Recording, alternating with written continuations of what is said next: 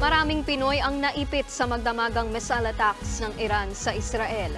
Ang ilan nating kababayan hindi raw nakatulog dahil sa panibagong tensyon sa lugar. Nagbabalik si Rainiel Pawi. Tiri-tiri harbe! Wow, Diyos ko, ang dami!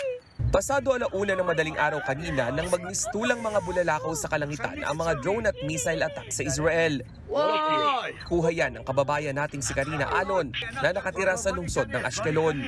Habang unti-unting hinaharang ng Iron Dome o pansalag ng Israel ang mga raket, napadasal na lang si Karina. Oh my God! Diyos ko po, Panginoon ko! תצלמי. Ini! משתלמת? Wow! Oh, Panginoon ko, Diyos ko po! יאללה. Sa Jerusalem, nakunan din ng isa nating kababayan ang mga pag-atake.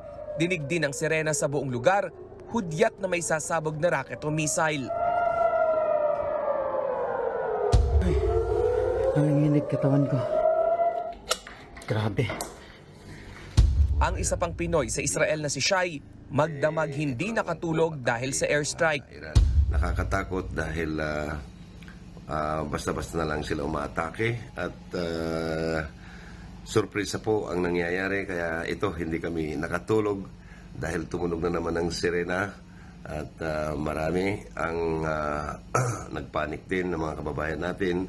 Ang drone at missile attack na yan sa Israel, ganti ng Iran sa pag-atake ng Israel sa kanilang konsulado sa Damascus, Syria noong April 1, kung saan 7 nasawi. Iran has launched a direct attack from Iranian soil towards the state of Israel. We are closely monitoring Iranian killer drones that are en route to Israel sent by Iran. This is a severe and dangerous escalation. Dahil sa muling pagtindi ng tensyon, naglabas na ng abiso ang Embahada ng Pilipinas sa Tel Aviv.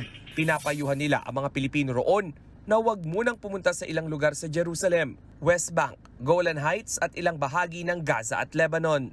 Tiniyak naman ng Department of Foreign Affairs na walang Pilipinong nasaktan sa magdamagang pagsabog. Pinaghahandaan na rin ng Overseas Workers Welfare Administration o OWA ang paglikas sa mga Pinoy. Mukhang seryoso ito. So nagpa-standby na kami ng repatriation structure kung sakasakaling kailanganin kagad ito. So inalerto ko na yung ating mga welfare officers doon to prepare.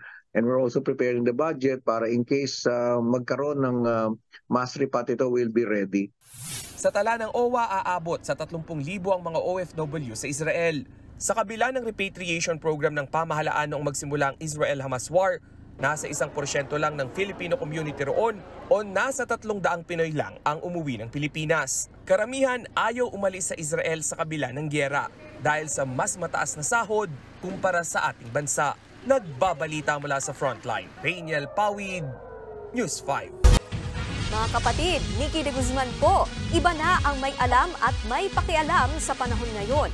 Para sa tuloy-tuloy na balitaan sa Frontline kahit weekend, mag-follow at mag-subscribe sa social media pages ng News 5.